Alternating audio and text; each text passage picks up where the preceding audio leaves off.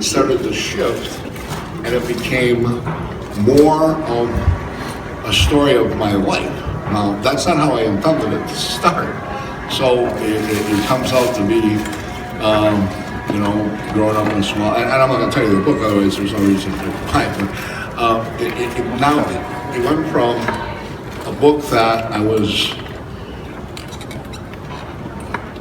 wanted to show other maybe brothers that would read this and say, hey, wait a minute, we got to step forward, we can solve problems here, and we can go on. And I felt that, there's a lot of guys that, gave a lot for that club, that if it was going to end up like this, then it was like, wow, what happened? What were the sacrifices for? What was that all about? And that was what I initially wanted to do. But then as it continued, it started to show, the book show the things that I had to go through, and it was funny because it happened by accident. It didn't happen by design. It happened by accident, where the book now, when you read it, it's almost, this is where Carrie did a really good job, but it's like you're going to read this as it went on in my mind. Okay, so it's like I've read some of the reviews out there, are really pretty nice, and some of them are obviously not as nice. And it doesn't matter to me. I mean, it is what it is.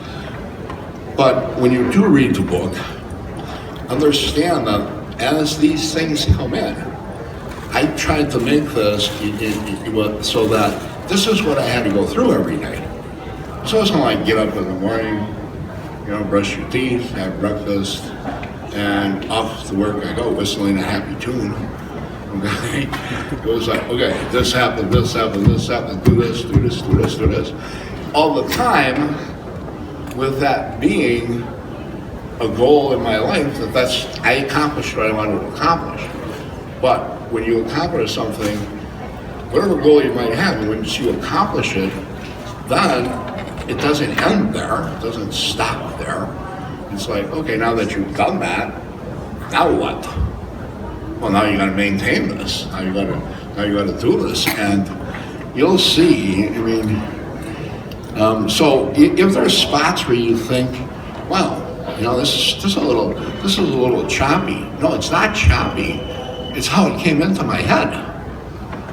So is it going to flow like? I don't know. I can't think of the book I read, but so whatever book that you read. No, actually, I've read 4 books. I've read more than 4, but 4 main books in my life that actually were pretty big influences, and I named the books in the book.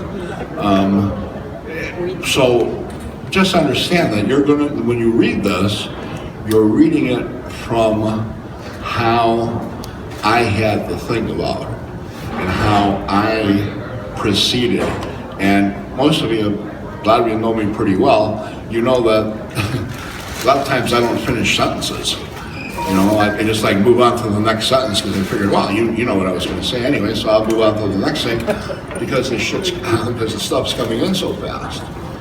So it's weird that when I look back at it and I read this, it's like, well, how'd you really pull that off? Really? And another thing I will say that I'm not really a humble guy by nature. And you couldn't be if you really think about it. What humble guy we really went on to be. But this is humble. This has really been a humbling experience. And I think the thing that really put the first real realization that it was for real was when one of the publicists, I get an email. I get these emails. Nobody talks on phones anymore. It's like 3 words on an email. And I'm thinking, what? I'm not sitting in front of the desk waiting for email to pop up. I'm in the middle of watching Brazil and Canal, maybe Inside Edition, Jeopardy. I don't have time to be looking at emails. Just call me and tell me, right? So now I'm looking at these emails, back and forth with the email. They're like 3 words. Hey, congratulations. Like today, I'm happy, but they send me, get it from the main editor, Happy Pub Day. Okay, what am I going to get a burger? Pub burger, whatever. But anyway, so the first thing that actually made me realize that, wow, this is kind of overwhelming, was when I get the email and it says, we need your full name and birthday. So I respond, why? And they respond back, well, because we want to have the information correct at for the Library of Congress. And I'm like, wow. So I'm going to be in the Library of Congress. Okay, well, J, H, Hemingway, J, James. And I'm thinking, wow, I'm going to be right in there with those guys. And I'm like, now this is now becoming heavy duty. And so the whole thing, and the whole book has been, it's been a wild ride, and I hope that you enjoy it. I hope anybody who reads it enjoys it. It was actually it was not, people say, hey, you should write a book, You know what? My advice to you is you think that over, because it's not easy. It is not easy. And, I'm working with Carrie Jobin, and she's an acclaimed author, right? And writing in true crime, and she's in Phoenix, Arizona. I've never met her. We've done all this on the phone, things like that, and it's like, okay, well, every Sunday, 3 hours. I got over 200 hours. So it's like, and then it's difficult. So then once you do that, okay, now it's finally done. Okay, we're finally done. Whew, done, right? Oh no, you gotta go to the editor. What do you mean I gotta go to the editor? What's the editor? What's he gotta do about it? And that was the main thing for me. I'm used to, for years, I didn't have to take advice from anybody, right? Let alone advice, but like, tell me what to do. I'm like, really? I don't know if I'm going to do that, So, but I did, and here we are. Now here I am sitting as a very humble guy, and but yeah, so back to the deal. So it's like, okay, the editor gets it. All right, come on, let's go. We've been doing this for 6 months. Why isn't this done? I'd have this shit wrapped up. Well, what's going on? That's all right. So now it goes to the editor. Well, he doesn't like this. What do you mean he doesn't like this? How can he not like that? Well, tell me a little bit more about this so that I can explain it better to this. So I guess they go through and they put like the red marks. I'm like, really? Like red mark, like C work, D work, and I'm very comfortable with C work. It does not have to be A work. C work is fine for me. So then we have to do that. Then you got to design the cover. Then you got to have everything go through the lawyers. They got to read everything, this and this and this. And then, just for myself, there's friends that are in here, and I'm not here to, like, there's some people that I don't have a great amount of respect, or, well, not too much after if you don't respect anybody. So I don't have a lot of respect, so whatever is written in there is written. But the other people that are friends of mine that I list, it wasn't just a matter of myself, but I didn't want to do anything or cost them anything or embarrass anybody, and so that also plays into it. And then the ones that you don't like, you can't really put the real name because, well, that's a problem. I got no problem. What are you gonna do? What are they gonna do? But anyway, so that was basically I don't know. I don't really want to go into the book. I know that would lose some questions and answers, and well, at least do questions. I don't know about the answers, but before I do anything though, the guy next to me, he is a main character. I guess when we do the movie, he will be a co-star. When you're at the top of the mountain, you just didn't fall there. You know, there was people that helped you get there, like Carmela. I used to go see Carmela. I miss those. People in there, Carmela would have the Crown Reserve. Okay, stop me when I hit a dozen. Send me home after a dozen. Oh man, those. So I mean, the book. Going back to the book. The book. You have to when you read it, understand that. Yeah. There is seriousness, yes. There's a lot of things that could go wrong, and you could end up, you could end up dead. And worse than dead would be, in prison for a long time. But while you read it though, understand the tongue-in-cheek. You gotta look at it from my point of view. Don't read it from your point of view. Then read it from what you would envision a guy who was in charge, how he had to do things.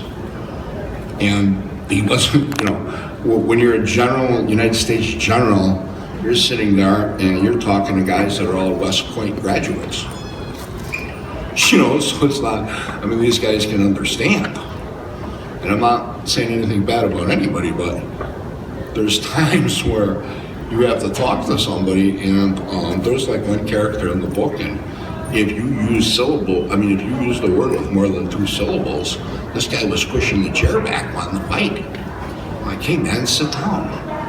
That's a good thing. He said a good thing, And so those are the things that play into everything. It's not just get up and say, okay, well, you guys go over here and check these guys out, or you guys go over there and cover this party and make sure everybody sees you. It might appear that way as it filters all down to the rank and file, but when you're sitting in there with, 4 or 5 guys, and he would be with me all the time. And in the wintertime when we'd be in the car and stuff, sometimes I would think, man, am I glad I'm not him? He's over there sitting, or he's driving. One time we're driving, and it's not in the book, but I'm a hot. And I had brought a bottle of Roditas back. I had a bottle of Roditas, right, from the Parthenon. May it rest its soul. I don't even know where to go anymore because they had such great Roditas, right? So I got the Roditas on the dash, laying down, the cork in it, thinking, okay, well, he jams on the brakes. The next thing I know, the bottle of wine goes through the windshield. I'm like, oh wow, okay, that's a real capper to the day. What's this going to cost? Okay, the $12 bottle of wine is going to cost me $300. Okay, that's a good day. How's your day going? Well, not too bad. I got a $12 bottle of wine. It cost me $300, which it did not cost me because he goes, don't worry about it. he got it fixed. Which, if the roles were reversed, I would say the same thing too. Okay. The wine didn't break. That's right. The wine did not break. The wine did not break. And then there was one last one. We're driving. We got to go out to this place and we're hungry. And this girl stops by at the clubhouse and she goes, "Yeah, I cooked you something." I'm like, "Yeah, what'd you cook?" She goes, "I cooked." Well, there's two, but this one was, "I made you some tiramisu." He's Italian. We're set. We got tiramisu. Let's go. Jump in his Escalade and let's go. We're going down the highway. I said, "Hey man, you want to break open the tiramisu?" He goes, "Yeah, sure." It was like drinking. It was like eating if we were drinking straight rum. Remember that shit? Throw this shit out the window, or give it to this guy. Right? It was like so. Well, that's the beauty of the whole thing. While we were doing this and writing this, anytime we were going somewhere, and guys, I don't even know this, and you know this, that the adventure of getting there is much better than actually getting there. I mean, that's true pretty much in real life. But the fun getting there, I mean, you know, like the shitty tiramisu. Well, that gave us something to talk about for 15, 20 more miles, 30 miles. Like, believe that shit. How's she gonna get a husband? You know, whatever, you know. So, I mean, you know, I don't know. Then there was the one that gave us the snickerdoodles. Those were good. We had those good. We had those down in about 5 miles. Well, these are good. Yeah, they are. Let's try them. Okay. So there's the camaraderie, and there's just, but there's it. So I guess. I could go on for hours and hours and hours because I really enjoy it, because as much as I don't miss it, I do miss it. And I miss the good guys. I don't miss the shitheads, which started to outnumber the good guys, but such is life. And everything, you know what? Everything comes and goes in cycles, and here's where we are today, and that's it.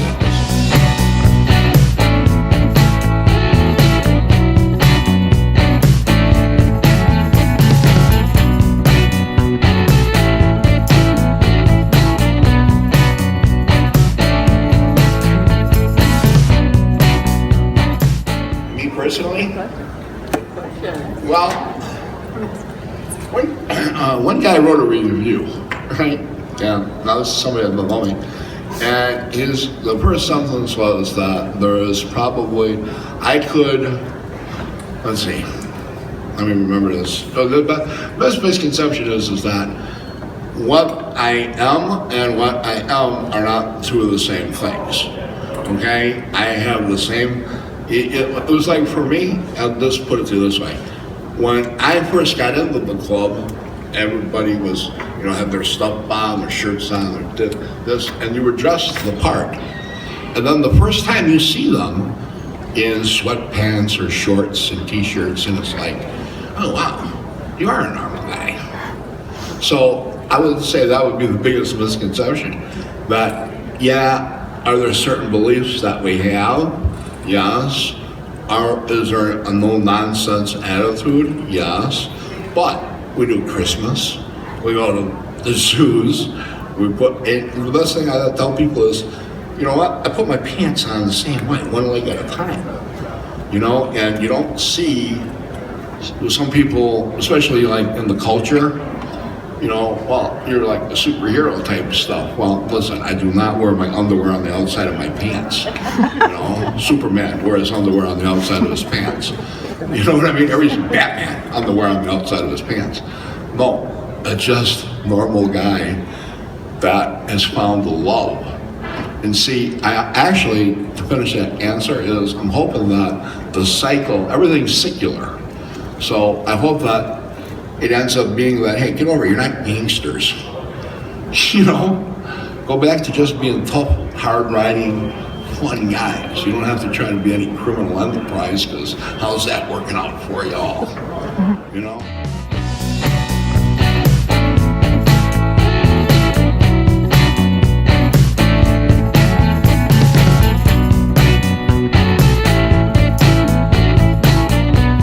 You know what? Those usually came from either a member that had something to do, or I myself, not so much. When we had this, and you'll see in the book, there's a thing called the COC, it's the Confederation of all the clubs, and when we'd have meetings, so all, like there'd be 40 clubs, right? So the 40 clubs would get together and we'd talk, and then at a meeting, someone would bring something up. I myself, if there was money available, I tried to always be able to donate $500 to any charity that asked me.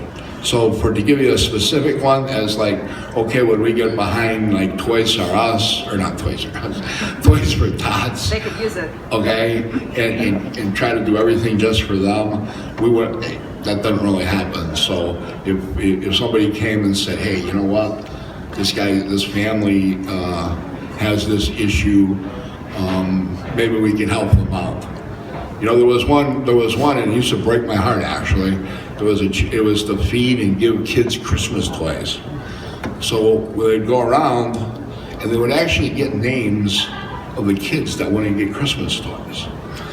And then there'd be like maybe 200, 250. So they'd actually talk to the child, and the kid would say what they wanted. So they would go and they'd buy that. And then they would have they'd have Santa come, and I would go to these every once in a while. And I gotta tell you, I stopped going to them because it was hard. Because what would happen is they'd give out 200, 250 toys, but then they might only have 100, or they might only have enough money for maybe 125 brand new bicycles. So then what happened would be, is they would have a drawing for the kids to see who got the bike. Well, that's fine if you win the bike. You know, I'm sitting over there, I'm thinking, oh wow, I can give you an example. I was sitting by this little guy, right? Him and his mom are sitting there, and I'm like this close. And now they're calling the numbers for the bike. And this little guy, the first number goes, you don't get a bike. Next number, and he's like, the numbers are close. So I mean, this guy could have been acting like Shakespeare. I mean, he was natural, but the drama from this little kid, right? Long story short, he don't win a bike, right? I'm sitting there, my wife looks at me, I'm like, yeah, I know. So the mom, I said, Mom, I don't know you. She's like, no, I know. I said, well, here. So I reached in, I gave her like $200. I said, here, go buy the kid a bike, will you? And I'm thinking to myself, okay, now, is she gonna go buy that bike? Or is she gonna be down there on the corner, you know? And as I came home, I realized that it didn't matter. Whatever she did, and I can't police the world. And then there was one other time, and I saw like great. And this actually affected me even more. There was one little kid, and he got a bike. And he was next to another little kid. And I think it was a girl. Was it a little girl? The little girl didn't get a bike. The girl's crying, right? And I'm like, oh, wow, I gotta stop coming to this. Every time I come to this, it costs me $200, you know? It's like, so, but what was cool was the little boy who had won the bike next to her from a different family turns to her, and this is when I realized, wow, man, there's still some hope for humanity. He turns to her and says, you know what? I got a new bike. I just got a new bike. And it might have been a new used bike, whatever it was, because these were poor kids. You can have this one. And he gave it to the little girl.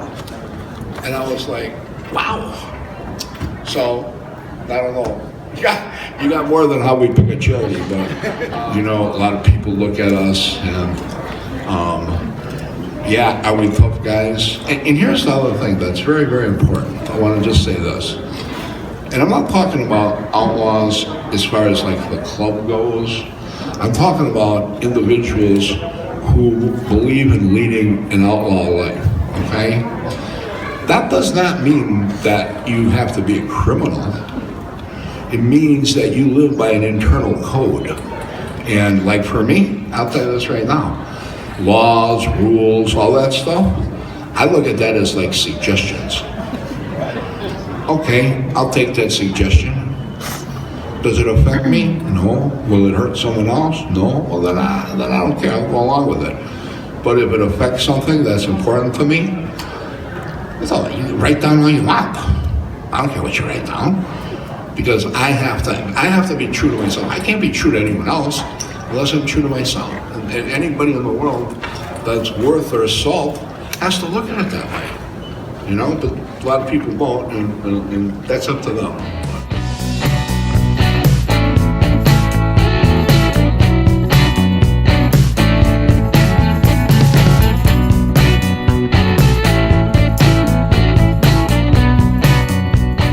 That was my dad. Ernie was my dad. Every year that I live longer, he becomes smarter. Right? When I was 15, I was the smartest guy on the planet. I knew everything. He didn't know shit. Okay? And then, as and the main thing the main thing that I took from him is never take a step backward. Not even take a step sideways, let alone take one backward. Never. He was a hard-nosed guy, and he instilled that. And I don't. And you know what? I'll tell you what too. He was like, he was so smart. I remember one year I was living all over the country, right? So I came home right before Thanksgiving, and the weekend before that I made a pretty good score, so I was pretty happy. And these guys invited me over to their house for a gin game, right? So I don't really play gin, but we always played cards and shit. I wasn't like really proficient at playing gin. So I went over there, I know these guys cheated me. You know, I didn't realize how easy it is to cheat at playing gin, right? So I got home, and I'm like, I gotta be like 23, 24 years old. I get home, the old man goes to me, how's it going? I say, man, you know what? I played gin. And these guys, I lost money. He goes, well, you got taken. What do you mean I got taken? You weren't there. He goes, yeah, you got taken. He goes, that's the easiest game in the world to cheat at. He goes, let me guess, they were really good friends. I go, well, they were brothers. You know? Oh, okay. He goes, here, listen to me. If you're going to be out there running around, he goes, sit down, get a deck of cards. I'm going to show you how to play this game. And we sat there, and he did, you know? And the other thing he did to me, I remember, it was, I just got my license in high school, right? So I get my license in the summer.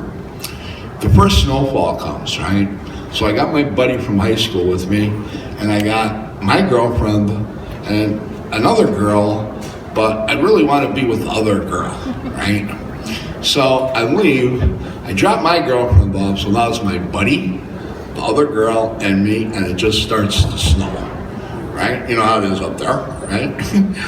So now, because I got to show off for the other girl, I'm doing donuts on the streets as I'm driving, right? I'm doing these donuts and shit. You know, look at this, professional, this, that. The next thing I know, I slide into a pole. And it was on the corner of Johnson and Park by the Texaco station. Now, why I remember that 45 years later, I don't know. But I hit this pole, and it smashes into the front of the car, right? And so I'm like, oh man, this sucks. He's gonna fucking be crazed. He's gonna be nuts. I'm glad that thing went away from him. He's gonna be crazy. You know, he's gonna be crazy. So, but I know my mom would always come to my defense. No matter what I would do, no matter how screwed up I would be, she would always come and say, well, Peter, you know, you can't do that, you know. So I call her right away, you know, get to the payphone. And she's like, and she could tell from my voice. The minute I'd walk into my house, she would say to me, what's wrong? What did you do? I do nothing. I do nothing. She'd go, yeah, you did. I go, no, I didn't. And you'd be like, all right, fine. So you're going to lie to me? I go, yeah. So I had a great relationship, right? So I call her and I say, hey, Mom, I go, I got in a little accident. She goes, is everybody okay? She goes, yeah. I go, yeah. I go, but Dad's going to kill me. So I figured, okay, let's grease the wheels. Let's buy my mom off. She can calm Ernie down, and we'll go. Anyway, so next morning, Ernie gets home from work, comes in, pulls the blanket off me while I'm sleeping, and I'm thinking, oh man, here we go. He goes, get up. I'm like, okay. So instead of chewing me out, he goes, get in the car. He spent the whole day with me at the fairgrounds, teaching me how to drive in the snow. And you know how many times it saved my life to this day? You know, being inside, slipping and shit, because today, nobody, I mean, if you're old enough to remember tube tires, okay, when those blew, you were at the mercy of what was going on. I mean, when that tire blew, it was like, holy cow, hang on, you know? So, yeah, he's actually one of my heroes. So, I mean, if your father is supposed to be your hero, then he accomplished it. And I probably wouldn't have been able to do what I have done without him. So yeah, we played, believe this or not, but we played in the church league softball. You have no idea how that would have went. It would be my dad, my brother, myself, Harry, some other cousins. Man, are you kidding? I would leave the house, and I'd drive in from college because my old man made me drive in to play baseball, right? So I had to come all the way back, and especially in the summertime, I was like, I'm down here tending bar, chasing girls. I don't want to come back and play in the church league, right?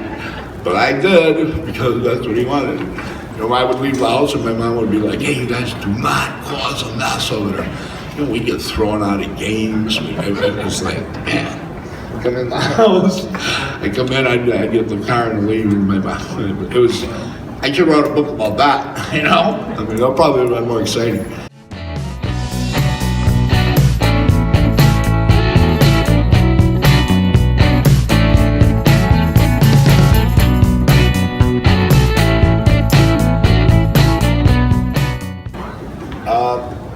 Well, you know what?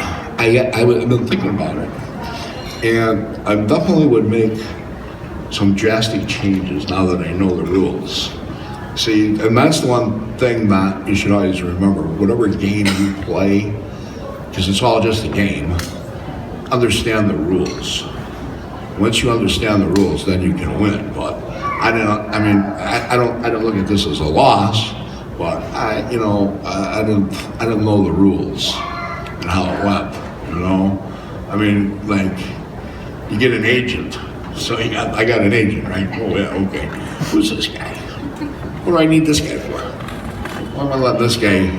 I don't mind. I've never been the type of guy that hoards. I don't mind sharing the goodness. But what do you do? Why am I giving you anything? And then, okay, well, he does this.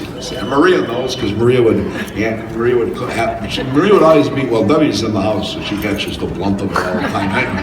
But then Maria would call, and what's going on with the idiot agent? I'd be like, well, I don't really want to go into it today. I'd be like, okay, let's move on. Let's do the website. And that's the other thing. You guys go check out the website and check out because there's going to be, I'm going to put some merchandise on there and, related to the book. And so am I going to write another book? Is the question. Okay. I'm seriously considering it because when this book was written, I didn't realize that in today's world that books have to be, it's not just a book. Right? You got to be able to sell it to somebody who's going to buy this book, and the attention spans. And you can't put my life in 285 pages. That could be one summer. I want to say, okay, yeah, a good weekend if I was with my mom, but too much. All right, well, but yeah, you can't put. You can't put. There's a good friend of mine that actually is one of the good things that came out of this is I met this guy in Australia. Right, I became friends with him, and he's quite the individual, and he actually wrote like a trilogy of his books, and they're pretty. They're very good actually. So I don't know if I would do another book.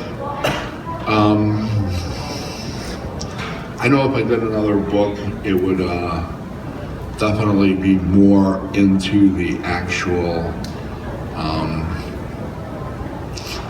well, I don't want to say, but yeah, there might be another book. I'm hoping for at least a movie. I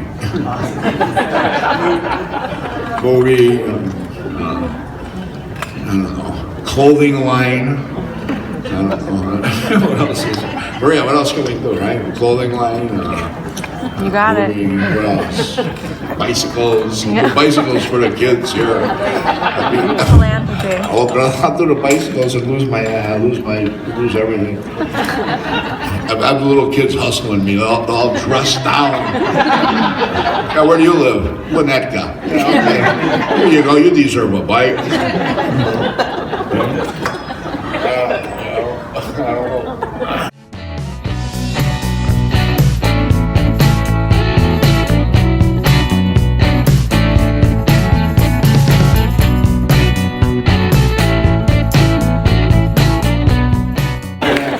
You gotta be kidding. I would say something to it, but well, here's the thing that was funny. Okay? Because Carrie and I, we have a Hollywood agent who shops the book around. And there's been a little bit of interest, and there was actually one guy that was interested in doing a documentary, and I was like, nah, no documentary. I'm not doing a documentary. So then all of a sudden she comes back and she says, hey, you know what? There's talk on the table. And I'm like, yeah, about, shit, I forgot his name. He's in that show Billions.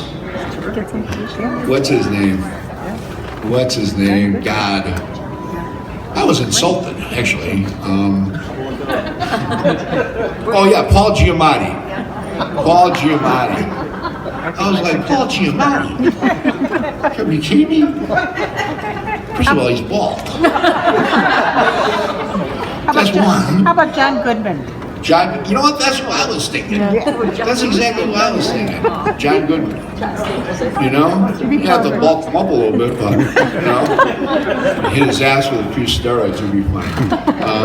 Yeah, that's what I was actually thinking, John Goodman. Yeah, but no, they said Paul Giamatti. I was like, Paul Giamatti? And I was like, yeah, okay, you know, fine. Because I'm looking at it and saying, fine, if we get to the part that we're picking out who's going to play me, then the contract's been signed, then I got the dough. You can have Bugs Bunny play me. Just give me the money. Here, buy me out. Here, buy. I'm gone.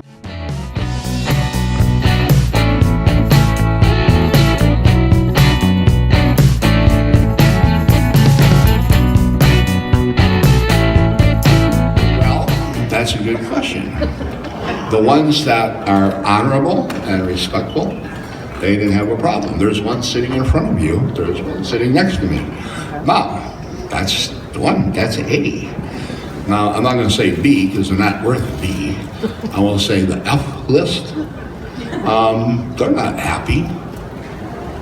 And your follow-up question would be, are you worried? No. No. Do I lose any sleep over it? Absolutely not. You know, and I'm not saying that as, I'm saying it because it's the truth, first off. Second of all, I'm not worried about it. Look, I've had a good life. If that's the decision that they make and they want to do whatever they think is right, well, that's fine. But understand that, you know, I'm not going to be, you know, answering the door in my underwear. You know, so no, I'm not worried about it. And yeah, are there people that are upset? You know what? Actually, when you read the book, there will be certain individuals that will be upset, but the club by itself, I don't think will be upset because there's nothing. It's the individuals, it's not the club. So when I look at things, and it's funny because one of the 4 books that's really important to me in my life was Plain Speaking by Harry Truman, right? And he said in the book, you cannot confuse the power, okay? But when you take that and extrapolate it out, I cannot confuse the club with the people. Okay, because the club started in 1935. So in 1935 to 2017, there's been some great men. Some guys that, you know, in fact, some of them I thought were going to be here. I can't really see, but some guys that I look up to, and they, you know, they did what they did. There's other guys that, you know, I don't actually think that they even belonged in the club. Okay, so no, I'm not worried. And yeah, there was a few guys that, but see, you have to understand too. It's not like this book is strictly about me in the Chicagoland area. Okay, so it's not like somebody, you know, an outlaw in Florida It's not like I'm saying, hey, outlaws in Florida are this or outlaws in Florida are that. I mean, so.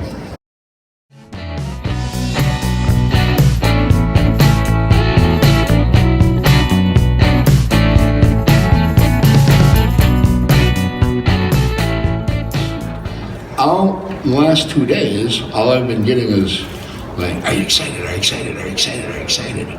And you know what? Yeah, I was kind of excited, but I also realized that, wow, I just spent 2 years doing this. Tomorrow when I wake up, okay, well, I gotta run. Well, I don't really run the website. Maria runs the website, but you know, I gotta do a few things on the website. I don't have a blog to write anymore because I wrote the blog leading up to the book. So tomorrow it's like, now what? And I'll come up with something. I'm not really sure whether it's to do another book or work on the movie. I don't know, but either way, I have to do something. And that was tough because I really don't know what I'm going to do. And in my whole life, I mean, I only worked for someone else for like 4 years my whole life. I mean, not down like tenant bar, but like actually go out there and get a paycheck and put 40 hours in, and you know, this is what your job is, and this is what you do, and then you go home at 5 o'clock and stuff.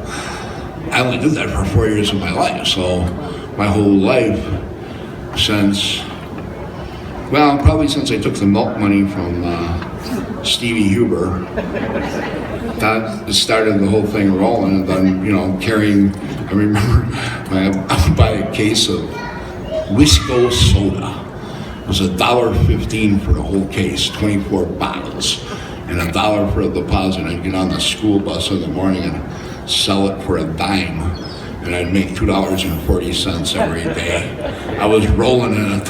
I was sure, you know, but you know, 19. You gave the bottles back for the deposit? Yeah, at the end of the year I did, you know. But then you had, you know, then that also taught me, hey, I had to protect my turf. That's my bus. Don't be getting out here with no soda, no sandwich. You get on here with the fucking, you get on here with a sandwich, you're gonna be kicking up, pal. Don't get on here and sell sandwiches. So what do you think this is? A school bus where people are going to school? No, man. This is an enterprise, and this is I stake the claim here. Yeah. Oh, God. So, I don't know, but if you go to lastchicagoboss.com, there'll be things in there. One of the things I would actually like to do, though, is I recorded it. So, I'd like to go back and play some of the recordings and transfer them onto the website. And I'd like to also do stories that didn't make the book. You know, because there's a lot that didn't make the book. And as you know, I mean, I've read it like 5 times, the book, right? And then I think to myself, man, why didn't I sneak that story in? Or wow, I could have put that one in. There's your next book. No. We got too much. There's your next book. Huh? That's your next book. There's the next book, right?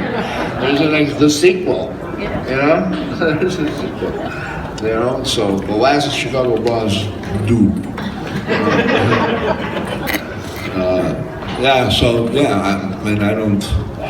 But I know this, I will tell you this, because it's actually the story of my life. Something will come across the table. I don't know what it will be, I don't know how it will be, but all of a sudden, it's like money. I don't worry about money, because first of all, it's useless unless you got a lot of it. You really think about it. If you don't have a lot of money, it's pretty useless stuff. Okay, well, yeah, I get to have this, and I get to eat, and I get to do this, but unless you are really wealthy, it's pretty useless. So I don't worry about stuff like that. I don't think about things like that. It's more for me is the actual hustle, to go out to hunt. The kills, you know, if we're going to use the metaphor of hunting, the kill is the kill. Then it's done. But the hunt is what's exciting. You know, it's like, how am I going to pull this off? Nobody's done that before. Well, why not? You know, it's like the website. Nobody's ever wrote a book and actually sold T-shirts.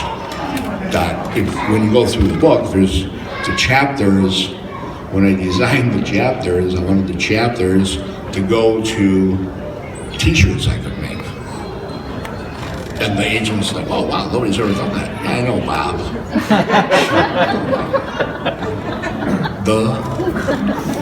you know, Bob. Not everybody lives in Connecticut. You know, so I gotta get on here and make a buck. You know, whether it's selling soda for time. Maybe become an agent. Actually, what I really wanted to do, if I really had my choice, someone said, "Hey man, what do you want to do?" and you can do this. I wouldn't mind going around speaking. Either to, I wouldn't mind going and talking to kids, like junior high school kids. And I wouldn't mind going and talking to like adults, but I mean, it would be different things that I would talk about. But if I want to talk to junior high school kids, the only thing that I would really stress to them is that when you go through life, everything can be taken away from you. There's nothing. That new car, gone. New house, gone. Wife, gone. Kids, gone. But what cannot ever be taken away from you is if you have an education.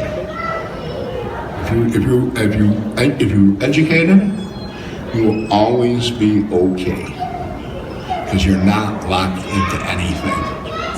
So if you, you know, I mean, I've never used anything. I mean, did I use it? Yeah, I used it because but I converted it. Okay, but I knew education isn't a matter of like remembering what's in a book or learning this. It's knowledge versus wisdom. Knowledge you already know. Wisdom is what you get. Okay, so once you understand that, wisdom that you get is what can be converted. Knowledge is what you memorize. Okay, 2 and 2 is 4. Okay, go make some money with that. Now, you could, because you have to come and change. But in the real scheme of things, that's not going to. But the wisdom, knowing how to do an equation, how to get to a certain point, that converts into thinking. And if you can think, you can survive. If you can't think, you're not going to survive.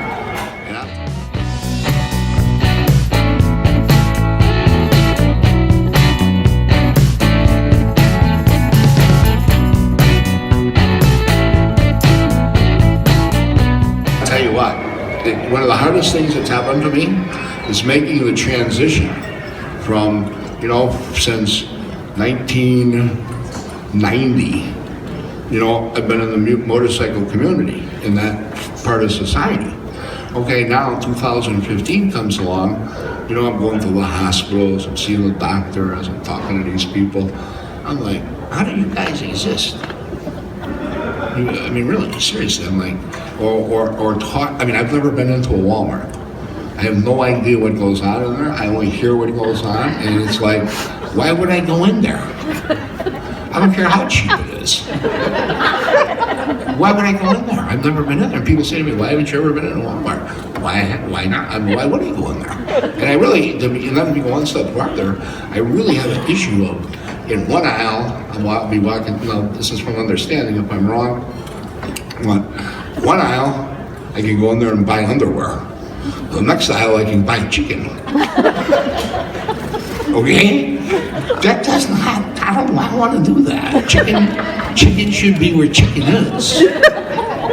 Socks and underwear, socks and underwear. I don't keep chicken in the drawer at home, right? So where are you going here? I don't care how cheap it is. You could give it to me and I wouldn't go in there and get it. You know? Now, I don't begrudge anybody that goes there. You do what you have to do.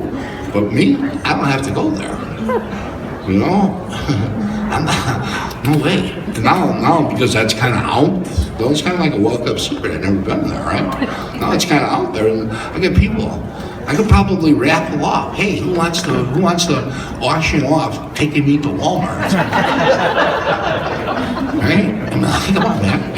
What are we gonna do in there? Look at the socks and then go, look at chicken? Or what? What do we do? I don't know. So, but it's different for me. It's like really, it's really unusual. You know, it's like I go to the doctor. And these two, Debbie, my wife, and Lou, God bless them, man. Because I was really sick. And then I'd go to the doctor, and I'm a moody guy, man. I'm really moody. You know, it can be, the guy can move the seat in the car and it'll bother me the whole day. I will run people over in the crosswalk. Move that seat. And I tell them, I'm going to give you extra on the tip when I leave here, Mr. Valet. Do not touch that seat. Do not, right? Get in the car. Just what up, you know. So I mean, I'm dying, and I'm walking out of the doctor's office because I'm pissed. They're looking at me like, what are you, stupid? You're dying. You're dying. It says 11 o'clock. I'm here. What is this guy? Who is this guy? Why is this guy not here? What time is it, Debbie? 11:05. He's late. Where is he? Lou, get the car. Get the car, Lou. What is it? And then the nurses come in. I said, listen, because I'm in Loyola. They've got like the teaching thing, right? Listen, I helped you with your homework. Where's the doctor? Get the doctor here. You came in here, you asked me this bullshit. I had told you. Okay, now here, where are we going? Okay, yeah, what's my comfort level? On 1 to 10? 40. Why? Because the doctor's not here. You're killing me here, lady. They look at me like I'm the wacko. No, I'm not crazy. Come on. So it's like a whole adjustment. Everybody else deals with that shit. I'm not dealing with it. There's places, you know, you need to get this CAT scan. Okay, fine. What time? 11 o'clock. 11:40. I'm not in there. Goodbye. Now, who's loser here? Who's the loser? He don't care.